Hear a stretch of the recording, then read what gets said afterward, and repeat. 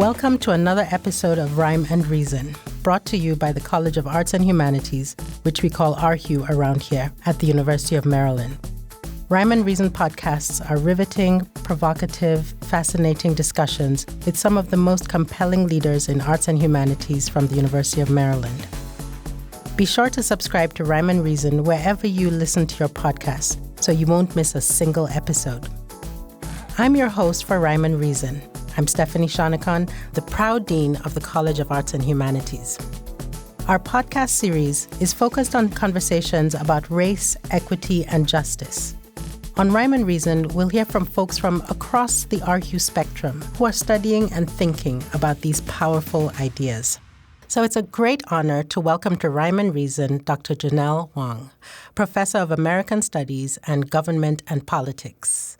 Thank you so much for being here, Janelle. Thank you for inviting me. Of course. So, Janelle, before we dive into some questions for you, I want to start by letting our listeners know a little bit more about you. Dr. Janelle Wong is a distinguished scholar whose work explores the intersections of race, immigration, and political mobilization. She earned her PhD in political science from Yale University and is currently a professor in both the Department of American Studies, which is in RHU, and Government and Politics, which is in BSOS, Behavioral and Social Sciences, here at the University of Maryland. Before joining the University of Maryland in 2012, she was a faculty member at the University of Southern California, where she taught in the departments of Political Science and American Studies and Ethnicity. Janelle is the author of several influential books, some of which I would like to talk to her about this afternoon, including Evangelicals and Politics in an Era of Demographic Change, which was published in 2018, Democracy's Promise, Immigrants and American Civic Institutions, which was, I think, the first book in 2006. We always love that first book. And she has also co-authored lots of other articles and publications, including another book that she co-authored, which we will be talking about as well today. Her research has been supported by esteemed institutions such as the NSF, the Russell Sage Foundation, the Irvine Foundation, the Carnegie Foundation, on and on. She collaborates closely with social service organizations, labor groups, civil rights advocate groups, and media platforms dedicated to serving the Asian American community. Through her scholarship and advocacy, she continues to provide critical insights into the evolving landscape of race, immigration, and civic participation in the United States. She's also director of our Asian American Studies program. So today I would love to dive into all the work that Janelle has done around race, around Asian American identity, immigration, politics, and policy.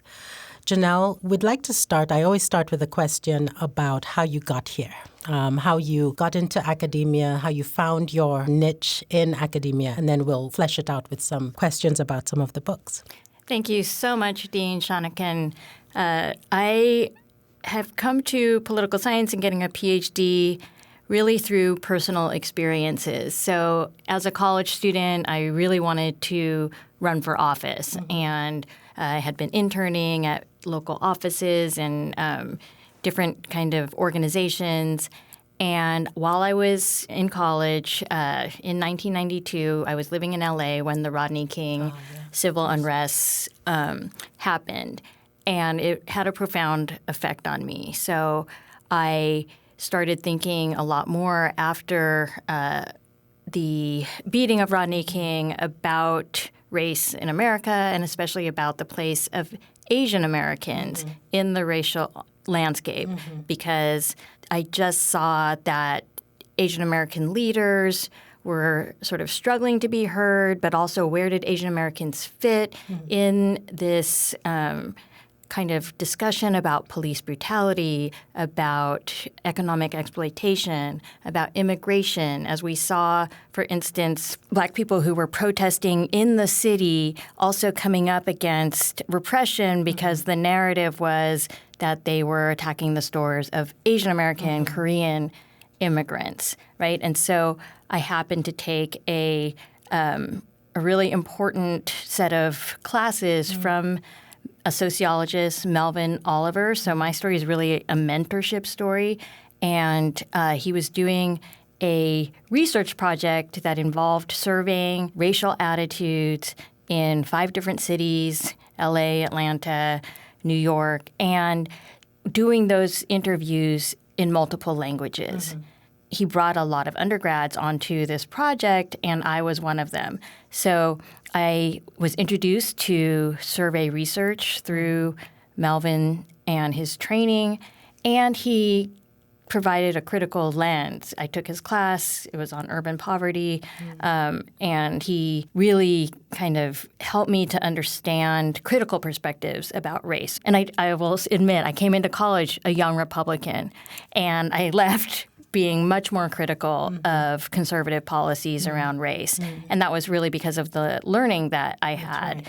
Right. And so through his training, I started to understand the structural kinds of influences on inequality. He wrote a book called Black Wealth, White Wealth, and I was the undergrad who transcribed hours and hours and hours of interviews before AI. Because AI does all the transcription now, right? So that experience was absolutely fundamental, that mentorship, that exposure to scholarship on race and inequality helped me to really see the world in a completely different way, in a way in which I was suddenly very attentive to institutions and racism.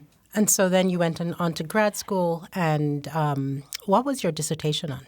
My dissertation was on the ways in which immigrants are mobilized or not to participate in U.S. politics. And so I sort of traced this evolution of political parties, downward evolution. So political parties used to have a kind of everyday presence in the lives of immigrants. But as more immigrants came, especially from Asia and Latin America after the 1960s, we also saw parties begin to nationalize. Political parties started to really focus on the most likely voters. And that just wasn't immigrants. Immigrants coming from Latin America and Asia were not going through the citizenship process, did not have that track record of voting that makes you a prime target for mobilization. And so I was really interested in how did community organizations, labor unions, religious institutions, other kinds of advocacy organizations step into that space, and really what were the limits? Because there were these stereotypes that immigrants didn't care about politics, but maybe they weren't being mobilized to participate in politics. So interesting. And I imagine this is what led into the first book. That's right? exactly right. Absolutely. So the first book, Janelle, is called Democracy's Promise: Immigrants and American Civic Institutions. Again, that was published in 2006. I was kind of flipping through it, and then I went to look at some of the reviews. And so there's a review by Jennifer L. Hochschild of Harvard University, and what she writes is, quote, "As political parties perhaps decline in the United States, as civic organizations perhaps move away from direct participatory politics, and as the number of immigrants certainly increases, what will link new Americans to the political realm?" Janelle Wong answers this important question clearly with elegance, nuance, rich description, and galvanizing provocativeness. Her evidence is compelling, and her sense of urgency about the need for parties to look beyond short-term interests even more so. I think that's a great review of the work. Of course, I want to get into the content, Janelle, but I think it's equally important for our listeners many of them are graduate students and undergraduate students, to think about what does it mean to write with elegance, nuance, and rich description. Talk about what the craft of writing is for you. So I do not consider myself a great writer. I've needed so much support over the years. I graduated from a high school that was in a rural area. It was an interesting place to grow up as especially a Chinese American kid. But I didn't go to school with from a college prep type program. And so I struggled with writing through undergrad. I struggled with writing as a graduate student. And that dissertation, I needed help. So I did two things I think that were very important in that writing process is I would this is so annoying to other professors, but I would cold contact a sociologist who I cited and see if they would take a look at it. And at that time of life, maybe people had a little bit more time and some people did respond to me. And then I hired a developmental editor. That's great. And I never met them, but we had many, many conversations. And going through that process of having that editor, which, I chose to devote a lot of my early research money to that editor because I knew I needed that support, really helped me to understand writing more. I'm not a natural writer, but it has taken just 25 years of practice, right, to have confidence in my writing. Yeah, I think that's such an important story because we get our graduate students who come here and think, oh, yeah, I'll write a dissertation real quick, or even term papers by our undergrads. And I think it's a really important message to say that this takes work, that you don't get to elegance and compelling and riveting without practicing and working with experts. Now to the content of that book. How well are American civic institutions adapting to an increasingly diverse immigrant population? Especially from 2006 to where we are right now. Are you seeing changes? So I will just, the cautionary tale about devoting years and years to your dissertation project. I published this in 2006. And I was fairly skeptical about civic institutions. I was very disappointed that political parties and candidates didn't pay attention to growing numbers of immigrants. And I was skeptical that community organizations were really up to the task just because they had many, many other sort of priorities. Absolutely. They were looking at, feeding people. Housing. Yeah, exactly. And so I ended, kind of on a note of we need to do better. And I was calling on political parties really to think about year-round mobilization, not just reaching out to immigrants in the 3 months before an election, more multilingual outreach, and providing more of a proactive approach to immigrants. And then 2006, the largest immigrant rights movements happened, especially in major cities. But we saw immigrants rise up with the support of both ethnic media and community organizations. So I think, that was something that I had to sort of grapple with. I was sort of wrong on some of this, right? And there's still a lot I think I had to say, but this is a continuous process, and I think I didn't dig down and say, no, I'm still right. It was right in my face that there was a lot of good mobilization happening. And today, what are we seeing? I think there's still work to be done, and we still see many of the same lack of mobilization. Political parties themselves, in some ways, still counting on their model of we're going to mobilize those who are the easiest to get out, who we know are going to vote for us, who have this track record. And at the same time, we see that maybe one party might be doing slightly better than the other. That is the GOP. I started noticing, maybe 10 years ago, started to do their, let's say, response to the State of the Union, they would have a Mandarin translation. Interesting. I saw that Republicans were really being very intentional about outreaching, this is the next book, right, to Latino Protestants. And so mobilization is happening, not as I necessarily expect it to, but I think the message from my book was, hey, don't take these communities for granted. That's right. And we see today, don't take these communities for granted. The results are clear. I'm going to skip over the second book, the 2011 book, and go to, because I think this is clear in your focus on the on evangelicals. A lot of the evangelicals are immigrants. So the title of the 2018 book is Immigrants, Evangelicals, and Politics in an Era of Demographic Change. And we've seen evangelicals take over decades, take a more and more important role in elections. So how has the political influence of evangelicals among immigrant communities evolved in recent years? How have you seen this evolve? So I wrote this book because I had this kind of burning question after my last book. I was thinking, where are those community institutions that are really going to have an impact on immigrants' political engagement? Mm-hmm. And I was like, the labor unions have been attacked. They're shrinking in terms of their membership. Advocacy organizations are really dependent on these small pots of funding. And so I began to look around, and so maybe around 2008 or so, I was like, what about these kind of churches, these mega churches? How are they the same and how are they different from other organizations? Mm-hmm. And I had started to see more and more people from my own community, Asian Americans, but also Latinx, attending evangelical churches. Certainly African immigrants as well. And African immigrants, exactly. And so I was wondering, well, what's going to happen here? These are institutions where, there's a charismatic leader, there's a sense of community, there's welcome. There are some things in place that other more progressive institutions really don't have, right? And so what was the effect going to be?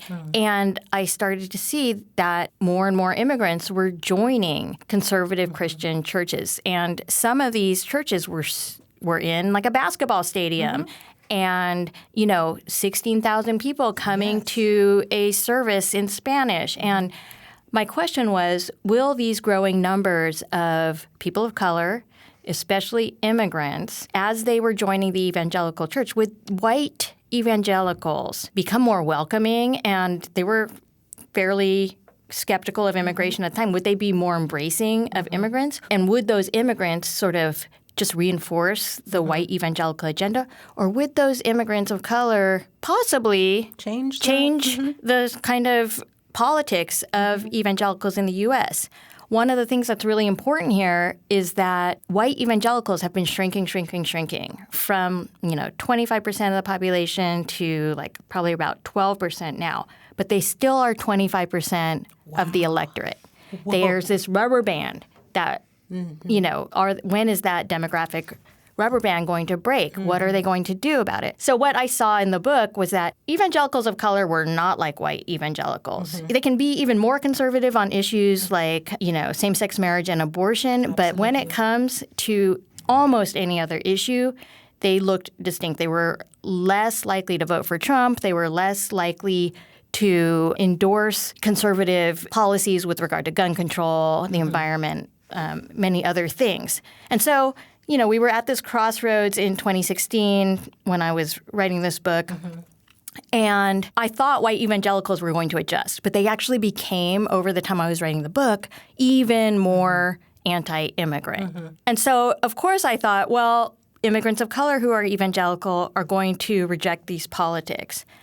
But in fact, what we've seen is a kind of consolidation around anti-immigrant attitudes. Mm-hmm. And this has been both fascinating and disturbing to witness, is that the anti-immigrant rhetoric actually does not necessarily turn off evangelicals of color. Mm. And why is that? That's not the book I'm writing. I actually started after being in these communities.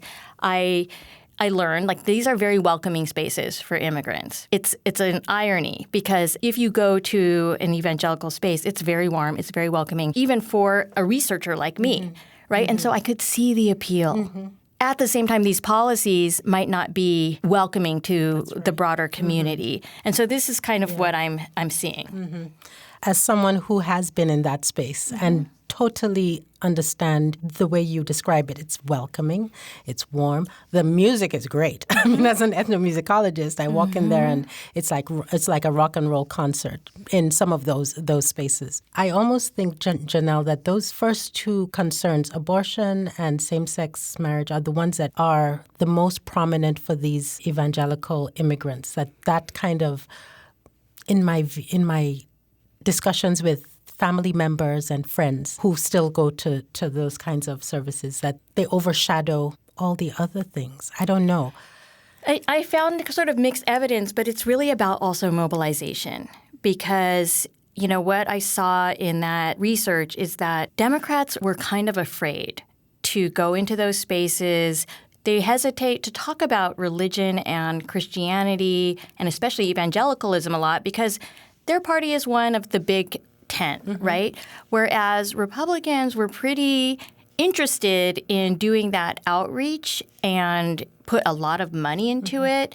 When Trump kicked off his 2020 campaign, the first place he went was an evangelical church in Miami that was predominantly Latin, Spanish speaking.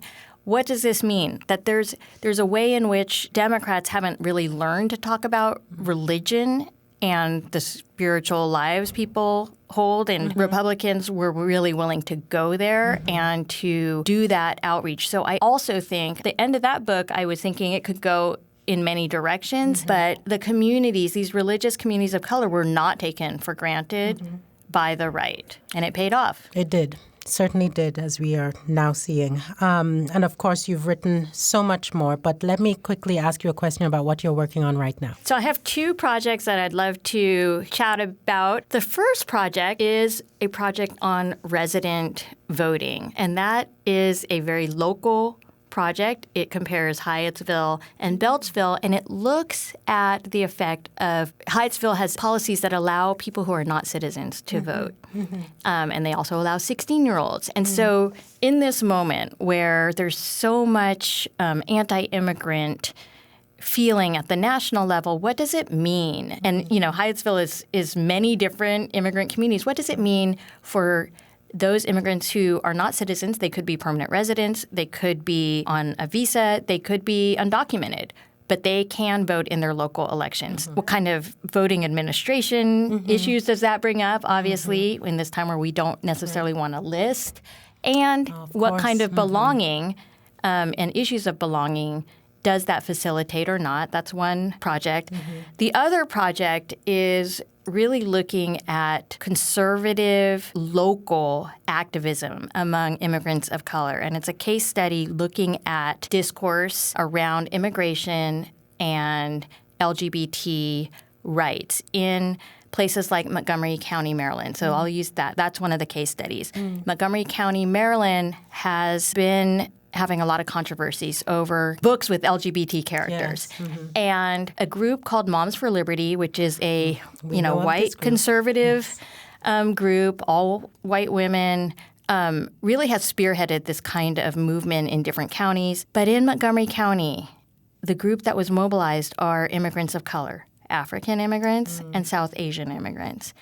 And I'm looking at the ways in which involving people of color in these sort of conservative movements, how does it shield the organizers from charges of white supremacy? How is it a strategy? So you could see from tweets and other kinds of communications that Republican leaders are gleeful over this. This controversy was happening in 2023. And they're concerned about book bans and what their kids see in 2023 in the classroom. And guess who they're going to vote for in 2024? And so this is something that I think we all need to understand better, is what is the role of people of color in these contemporary conservative movements. I don't know where you have the time for all this work, because you're also teaching and directing a whole academic program for us here at the University of Maryland. But maybe one last small question. This is one that I try to ask everyone. Why are the humanities, and in your case, the social sciences, important at this time? So in my Department of American Studies, we really focus on the everyday. So one thing that I am a social scientist, but what I appreciate is that lens of the everyday. So survey is actually everyday people. And that is the way I really connect to my department, is we really want to study everyday life, right? And so I feel like we get a kind of rank and file type of view of people who they're not on the news. They just get this call, right? Or they participate and they tell us what they're thinking. And I think that The humanities in particular, it's about connections, people-to-people connections. Mm-hmm. It's about taking a critical lens to understand where we've come from, where we're going. That's right. And so that's, I think, the beauty of the humanities and why I've always been in an American Studies department my entire career. Yes, love that. And at the end of the day, it is so that we can meet students like you when you were an undergraduate student who came in one way, took classes, worked with faculty, and came out a different way because you were allowed to think for yourself based on what you were learning in the classroom. And that's exactly what I would say our college stands for. So, Janelle, thank you so much for coming in to Rhyme and Reason. Thank you so much. It was really excellent to have a chance to speak with you. Awesome, awesome. Listeners, I hope you enjoyed this discussion of some of the most important questions concerning race, equity, justice, and society. Please join us again on Rhyme and Reason. In Argue, we're proud to be UMD's movers and shakers in our classes, in our research, and in our community engagement. We're both art makers as well as world changers. Be sure to visit www.argue.umd.edu to learn more about the College of Arts and Humanities at the University of Maryland and our efforts to see a more equitable and just future for all of us. Thanks for listening.